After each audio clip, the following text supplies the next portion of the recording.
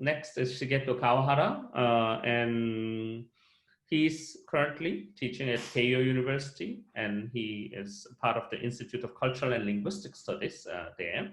His main work is on phonetics and also phonology interface, a lot of interesting other areas, mainly Japanese or also other languages that he works on. And one of the interesting work he does is on Pokemonastics. And probably today he's going to share a little bit of it. And his PhD is from University of Massachusetts. And before joining Keio, he was teaching at Rutgers University. Go ahead. Thank you, Seunghun. And I know it's getting late on the East Coast, so thank you for staying up this late. Yeah. All right.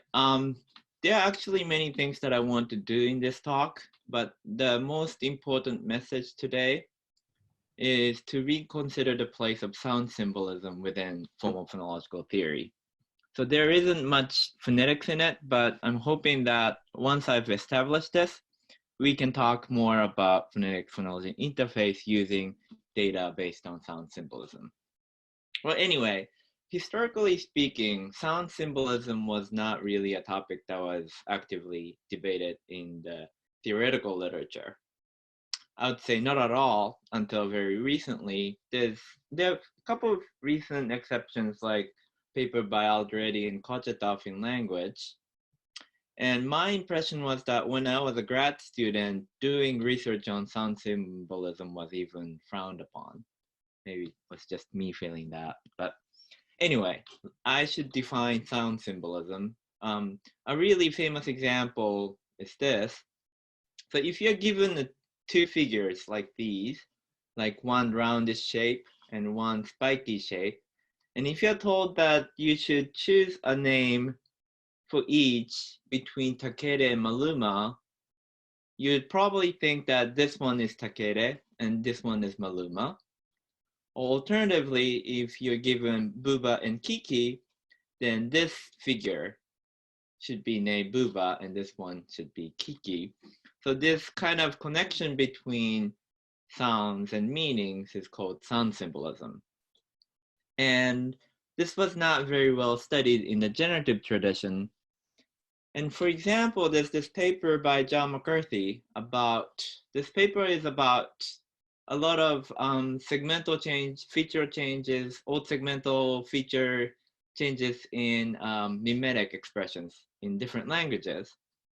And in this paper, he says, my concern is entirely with the formal properties of these systems, blah, blah, blah. Thus, I have nothing to say about the issue of iconic versus symbolic meaning. So he recognizes that there is sound symbolism literature, and this is about sound symbolism, but all he cares about is phonological changes that occur in the sound symbolic expressions.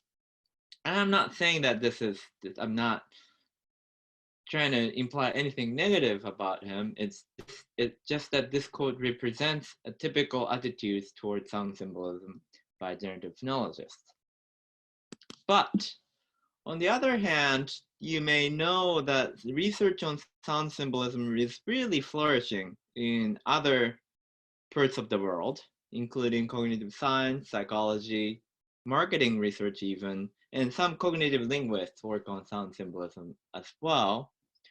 So what I want to do in this talk is to present a detailed case study of sound symbolism and show that, one, phonological theory can inform research on sound symbolism, and two, it's vice versa.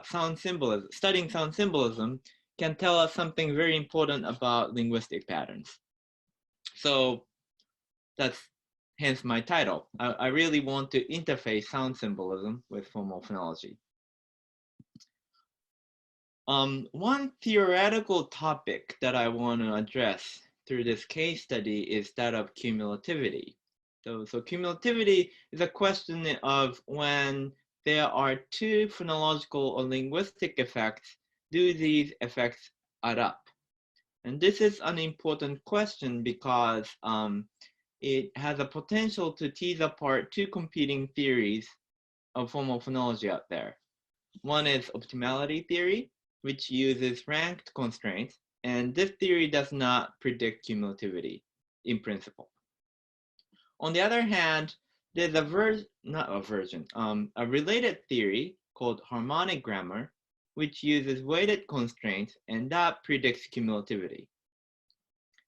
And I'd like to step back a little bit and recast this debate in terms of general decision-making strategy literature, because most of you are probably aware of this debate between OT and harmonic grammar.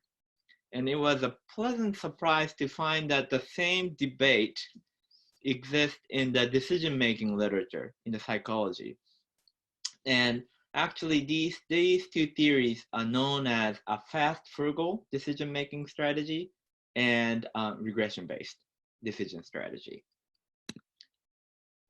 This decision strategy, I took it from Gigerenzer and Geismeyer's paper, looks like OT. So you consult one constraint or question and you make a decision if possible. And if that is not decisive, then you consult another constraint and then you make a decision. This is called fast and frugal approach, and it works exactly like OT. And actually this decision-making strategy or heuristics very often works better than a fancy regression model that takes into account other free parameters. All I'm saying is that this debate between HG, harmonic grammar, and OT exists outside of the linguistics debate as well. All right. But now going back to the linguistics, probably a lot of you already know what cumulativity is, but let me just review two types of cumulativity, because it's convenient to distinguish these two types. The first type is called counting cumulativity. So we have OT tableau here. This shows that constraint A is ranked higher than constraint B. That's why candidate X wins.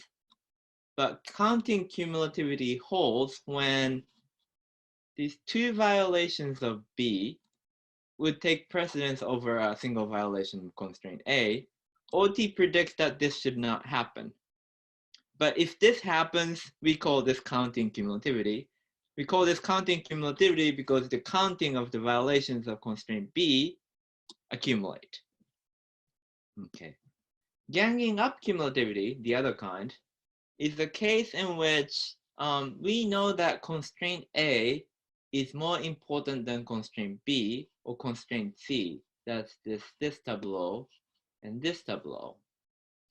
But if there is a simultaneous violation of constraint B and constraint C, then that would take precedent over a violation of constraint A. This is called ganging up cumulativity because it looks as if this violation and this violation gang up. So each of these is less important than this, but the simultaneous violation of these two is more severe than this. So this is called ganging up cumulativity. Okay. So optimality theory in principle predicts no cumulativity. So, well, unless we admit local conjunction, we'll set that aside. On the other hand, harmonic grammar with weighted constraint predicts cumulativity everywhere. So this debate can be recast in terms of a general decision, a difference in terms of the decision strategy that people make. So when they make a phonological decision, if I may, do they focus on the most important decisive information as predicted by OT, or do they take all available evidence into consideration and use some kind of weighted sum to reach the final decision as predicted by harmonic grammar? The approach that I'm going to take is to think about the prediction of one particular implementation of harmonic grammar, which is called maximum entropy harmonic grammar, or just MaxEnt, and test its quantitative prediction. And this is inspired by a recent talk that Bruce Hayes gave at this year's BLS. But I'm going to use the data from sound symbolism to test its prediction.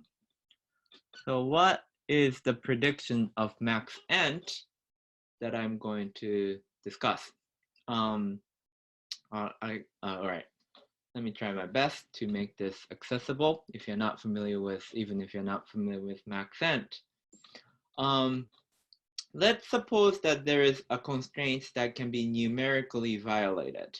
That means that a constraint can be violated once, twice, 3 times, 4 times, etc. Okay. And you plot the probability of the candidate that violates S, but with different numbers of times. So it's natural to expect that the probability of that candidate goes down as you violate that constraint more. But what MaxEnt predicts is that the relationship between the probability and the violation of S is not linear. It looks like a sigmoid curve, or it looks like an S curve. That's the prediction of MaxEnt that follows from the math of mathematics. That follows from the math of MaxEnt, which I'm going to review briefly. But this is one characteristic of MaxEnt. And we can entertain a situation in which this happens twice. So we have this situation, but we add a perturbative factor that can cumulatively shift the entire curve. Then what we get is 2 sigmoid curves, or 2 S curves. And does this remind you of something? It does. It's a beloved animal called wug. So these 2 sigmoid curves look like our favorite wug. So actually Hayes calls this wug-shaped curve. And Hayes argues that wug-shaped curves are everywhere. So I stole a couple of figures from papers that he wrote with his colleagues. Looks like there are wugs everywhere in phonology. So what I'm going to do today is to ask this question. Can we draw wug-shaped curves in sound symbolism? And I say yes. All right. And as Seunghun said, the empirical materials come from the Pokemonastics research, which is a general research enterprise to study sound symbolism using Pokemon names. And here is a little bit of shameless self-promotion of how my research on Pokemon names developed. It started with a paper that I wrote in 2017. A lot of people followed up on it, and I gratefully acknowledge that. And what I'm going to talk about is these 2 today. Okay, all right. So 2 crucial observations that I made in the first Pokemonastics paper, and which I'm going to expand on in this talk, is that first of all, names are longer for post-evolution Pokemon characters than pre-evolution Pokemon characters. Sorry, I should first clarify that Pokemons evolve, and when they evolve, they receive different names. So for example, Pichu becomes Pikachu by way of evolution, and the name gets longer. And I'm hiding their eyes just for the copyright reason. I don't know if this helps, but it's a precautionary measure. All right. The other observation is that the names are more likely to contain voiced obstruents for post-evolution characters than pre-evolution characters.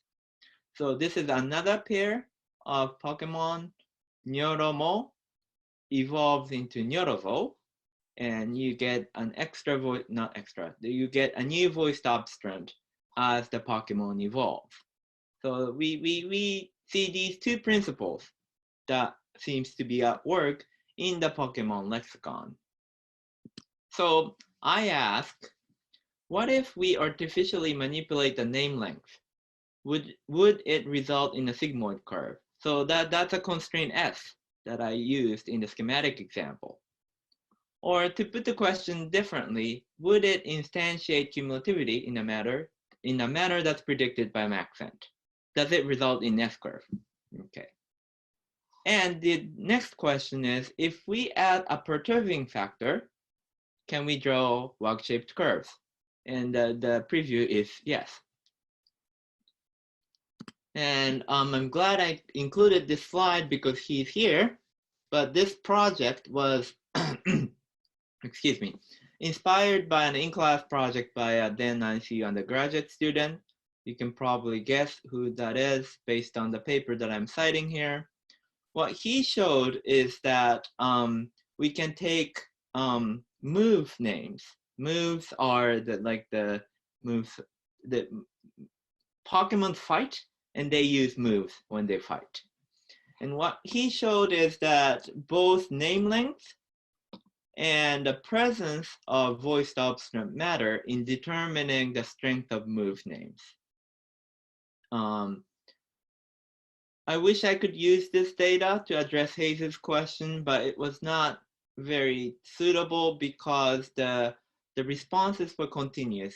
And instead, what we wanted was the probability of a binary choice. So I reran a new experiment. So I'm now moving on to my own experiment. The stimuli had 2 dimensions. One is the molar length. So I varied molar length of the names from 2 to 6. So this corresponds to constraint violation, several violations of constraint S. And the perturbing factor was a presence of a voiced obstruent. So we have a names without a voiced obstruent word initially, and we have names with initial voiced obstruent. Okay, and I included 6 items for each condition. Okay. In this experiment, I presented native speakers of Japanese with 1 nonce name per trial, and their task was to decide whether that name is a pre-evolution name or post-evolution name. Experiment was conducted online, and the order of the stimuli was randomized per participant. And here is an interesting part of the experiment. So the number of the participants who finished the experiment was 857, and I got this much data over a single night. So this is one version of doing Pokemonastics.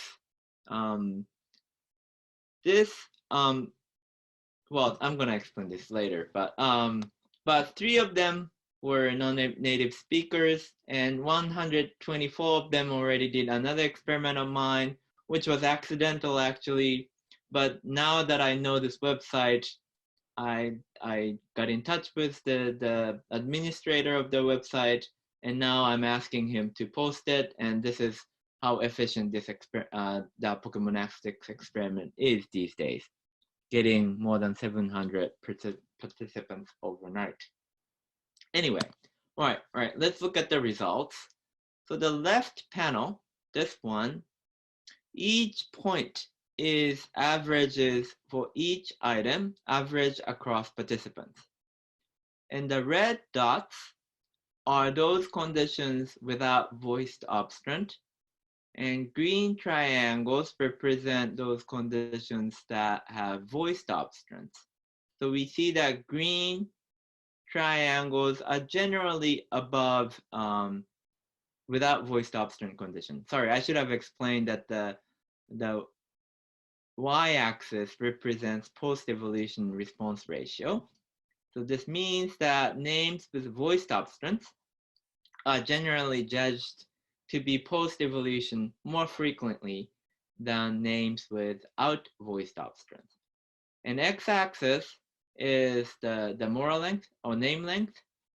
So as the names get longer, you get more post-evolution responses. And what we see is a wug-shaped curve. Each condition looks like an S-curve. Well, here I'm superimposing logistic curves based on these points. So you may say that, I'm making up wug-shaped curves by assuming that we have S-curve, which are logistic curves. So here are just grand averages without assuming that the responses are not logistic or S-curve-ish. And I think people would agree that these are S-curve more than linear. So there you go. I could draw a wug-shaped curve with Pokemonastics data.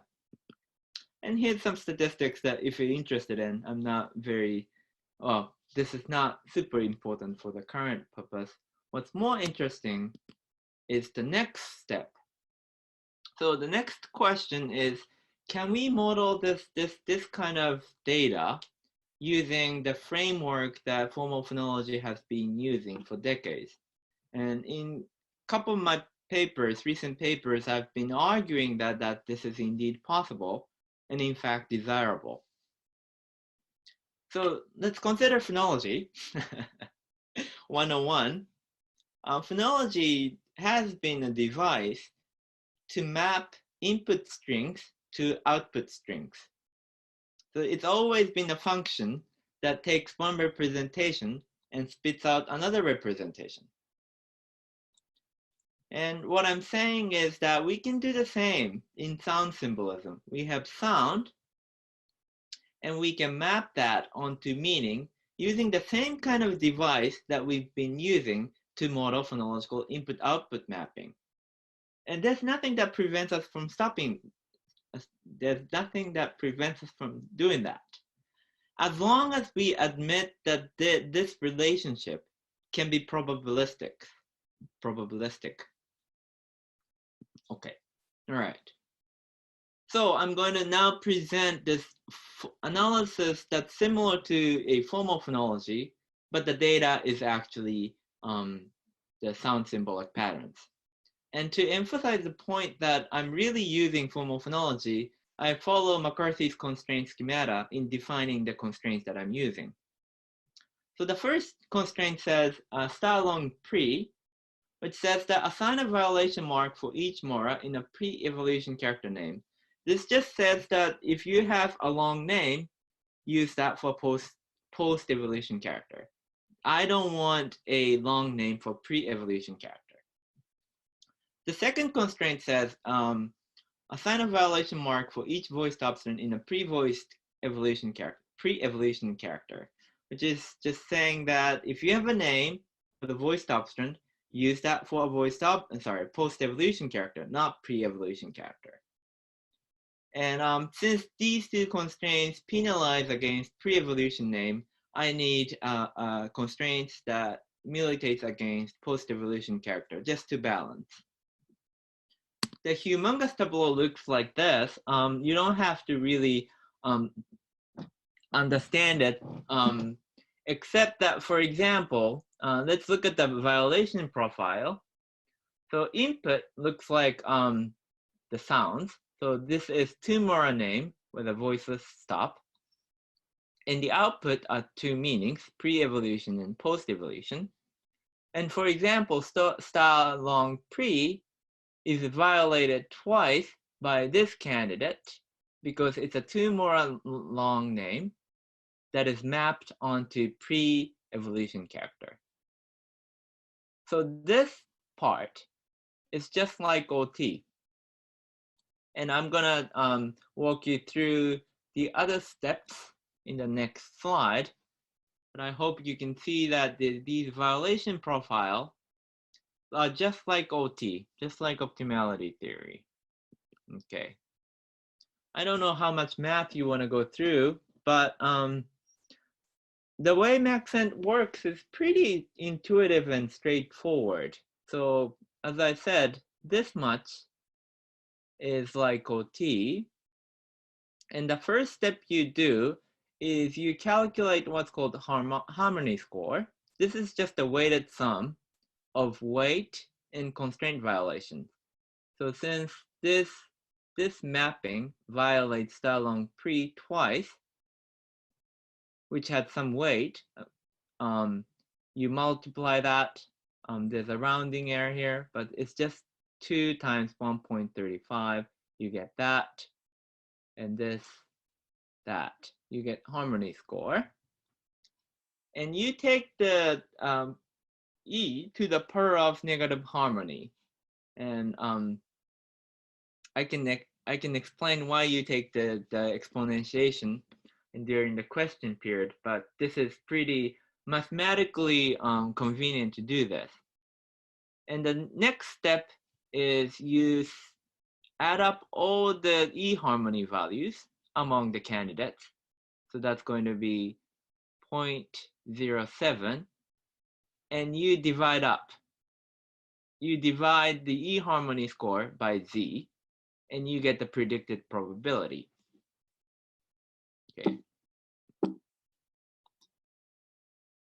All right. So here's the results. This is the sorry, one step missing. Then once I put in the violation profiles as well as observed predictabilities, then MaxEnt can find the optimal weights that would fit the data. And based on that, we can calculate the predicted probabilities based on these weights. And this is the predicted values of the MaxEnt results. And this is the observed pattern. This is the experimental results. This is the predicted results that MaxEnt learned based on the observed data. And they look pretty identical. So this shows that the MaxEnt grammar learned the Pokemonastics results very well, and it's making a very good prediction. This is plotting the correlation between the predicted values and the observed values. The correlation is pretty good. Another virtue is that MaxEnt is actually a form of multinomial logistic regression. This is just a regression model. That means that we can compare different models, different statistical models, and apply that method to a MaxEnt analysis. So, well, you can, for example, you can construct a grammar that is without style long pre. And we can compare that simpler grammar with my 3 constraint grammar and see how bad it does without that constraint, and how statistically significant the improvement is by including this constraint. And the result is that all 3 constraints that I posit are statistically significant. So this is not really possible in OT. You don't really talk about the necessity of a constraint via statistical significant test, but MaxEnt allows you to do that. And I find that very attractive. Anyway, I'm going to briefly talk about stochastic OT since Andries is here. One short story is that, well, sorry, can stochastic OT handle my data? One short answer is that stochastic OT cannot handle counting cumulativity at all. Because at each time of candidate evaluation, it's no different from classic OT with strict domination, so the number of constraint violations does not matter at all in stochastic OT. What we need to do is that we need to split the star long pre into a family of constraints that each penalizes different names. This is familiar from like H-nuke constraints, if you're familiar with OT literature. So if we posit star long pre 3 mora, star long pre 4 mora, etc., then OT, stochastic OT is okay. Not as good as MaxEnt. So it depends on how you formulate the other constraint, the star voiced obstinate pre. But one result that stochastic OT spits out is this kind of pattern. And Hayes calls this open jaw pattern, where the difference is huge here, and the difference diminishes as you go toward the other end.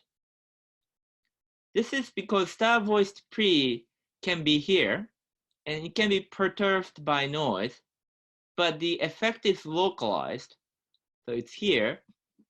In another constraint formulation, the star voiced pre is predicted to be here. So the difference is biggest in the middle, but it shrinks as you go toward the end. So I call this cucumber pattern.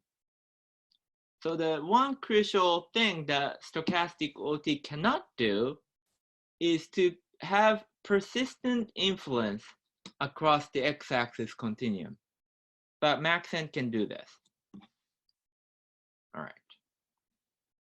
Before I stop, I'd like to briefly talk about another experiment that I'm doing with English speakers. And yeah, we could draw a wug-shaped curve with English speakers as well.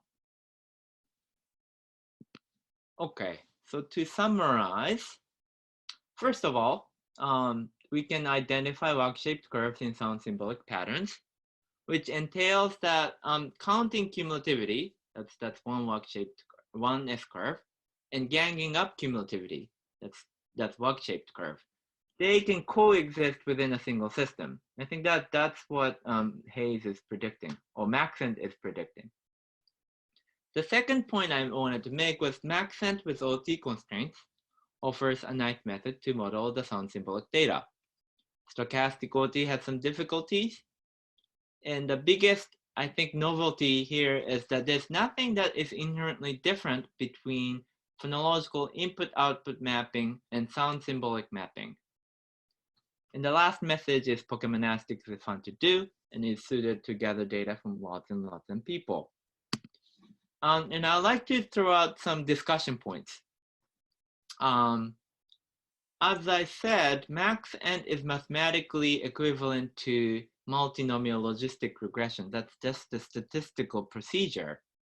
And it's not, in fact, even a framework proposed for a phonological analysis per se. It is, as I said, a statistical tool. And Smolensky has this really nice paper that illustrates the use of MaxEnt to model cognitive processes in general. So that raises this question, hey, where is the universal grammar? Is phonological knowledge really domain specific? I don't know, I'm not sure. I'd like to hear more about it. But let's more think, well, I think it's time to think about this.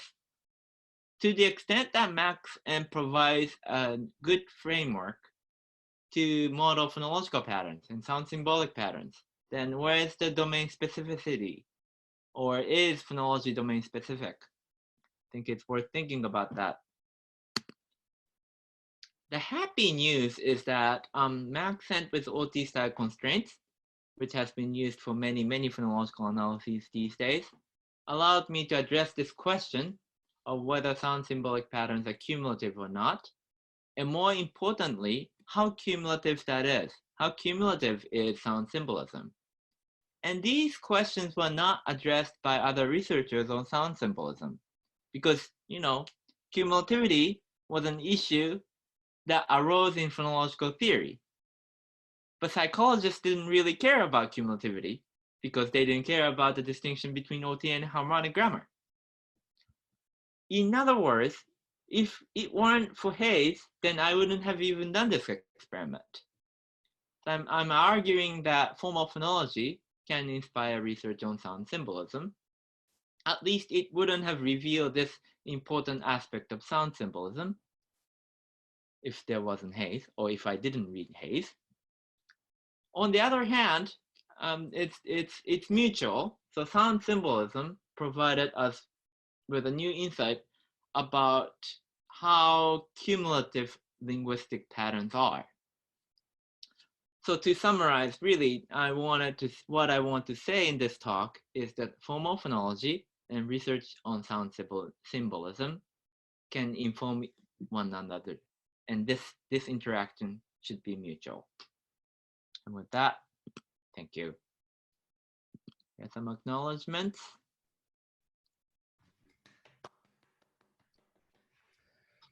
Yep, thank you. Do you mind stop sharing the screen? Yeah. Yep. Yeah. So yeah, there are some other clauses that we see. Anybody who has a question can send the question to Yoriko Ito-san. Sure. We didn't, there's no specific question at this point. Anyone, like maybe Andres or Christian, do you have any question? Yes. Okay, I got a question from Miss Yunga too from Hong Kong University. And after that, Christian can ask the question. Okay, now please ask your question. Hi. All right. Thanks for interesting talk. Can you see me or no? No, but no, I'm gonna have to find you first. No. Yamado from Hong Kong University. It's really interesting. When we look at your work curve, where the Mora count and the voicing feature is interacting, it's not a simple interaction. That's what it becomes more interesting. That at the two marginal judgment areas where people think it can never be a post-evolution character name, or it really should be the post-evolution name, the two lines basically merged. Yeah. While in the middle area, that's where what you define as the cumulativity, interesting business of this cumulativity is found. So I wonder what you think about this more of a important interaction role of the two things in an intermediate judgment area. What is your That's a very good question. Thank you for asking. So I skipped this. The linear mix model shows that there is interaction between Mora counts and voiced obstruents, and that's precisely because of your observations. The differences seem to kind of neutralize toward the end, and it's most pronounced in the middle, right? This is actually predicted by MaxEnt because it's S-curve. So the difference kind of flatten out toward the two edges. So Bruce calls this, what's the slogan? Certainty is evidentially expensive. That's what he says. Certainty is evidentially expensive, meaning that if you're not sure, so if you're given a formula long name, you're not sure about the status, right? Right. But then a presence of a voiced obstruent really helps. So in the area of uncertainty, if you really don't know what to do, that's the point that you will incorporate the additional factor. Exactly, Okay. exactly. All right. So that's exactly what MaxEnt predicts. Okay, all right, Yeah. Thanks. Did you say certainty is evidentially expensive? Yeah, well, Hayde said so, and I like it. Yeah, I just wanted to write it for everyone else who couldn't get the... Certainty is evidentially expensive. I just wrote it. I just wrote it in the chat room, so everybody got that quote. Yeah. Christian, yeah. Hi, interesting talk. I have one question about, so you have a pattern in the Pokemonastics where post-evolution characters have to have longer names. Yeah. And I keep wondering, I mean, so as a phonetician and as kind of the type of linguist that I am, I should say as well, you know, I'm always looking for things you can get for free, things that you don't need to actually encode in the grammar, and you could actually say is a general cognitive principle or phonetic principle. And if we're starting to look at a symbolic pattern, might one of them be that length of name falls along a scale?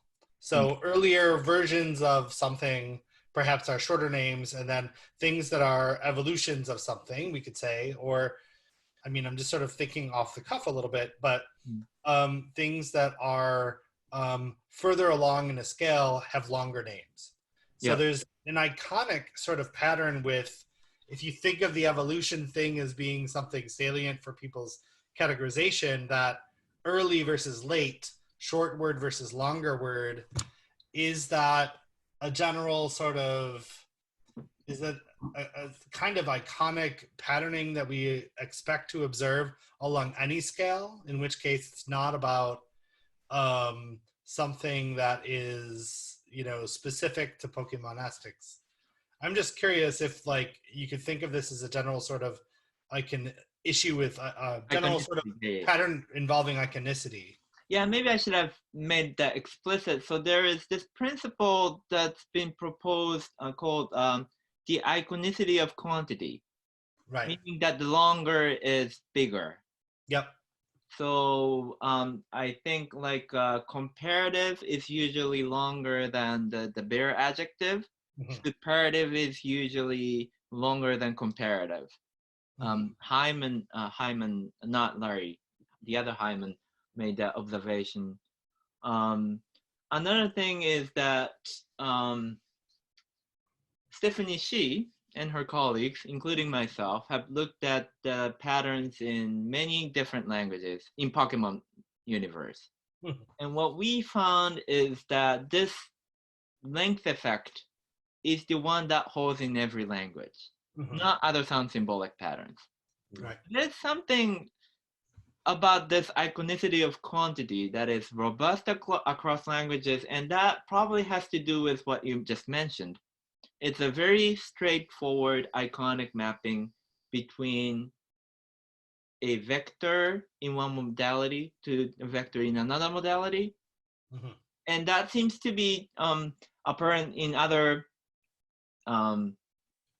transmodal relationship as well. So if you see like the brightness of the light can be correlated with the length of a vector or something like that. So I guess that's prompting me to ask this question. Hey, where's the UG question? Yeah. So to the extent that this principle is something that governs our cognition in general, then do we need UG? And Andries wants to say something about it, and I'd like to hear what he thinks. Well, is there somebody else waiting with the question? No, there's no. Okay. So I have done quite a bit of thinking about where's UG, especially when you move into harmonic grammar, which, as you've told us, Shigeto, is just some kind of regression analysis, and not even a very fancy regression analysis. Exactly. Yeah, so yeah. Why? So and I faced the last kind of theoretical phonology paper I wrote, which has been, I think, 2016, so it's been a while. The reviewers pushed me about that because I ran this experiment. I did a nice linguistic regression, regression analysis of the results.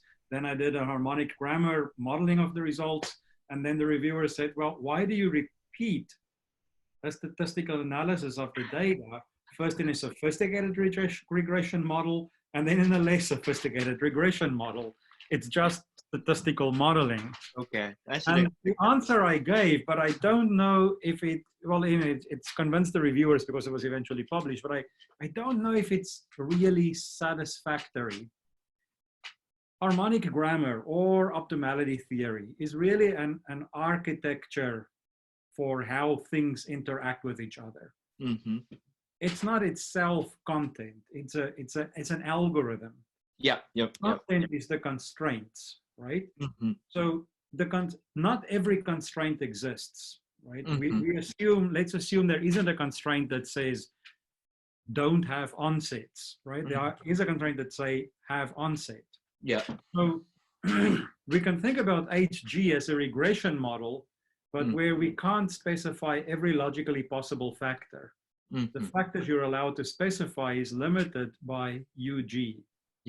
In plain regression, you can specify whichever factor you want to. There's no external limitation of the factors that you can specify.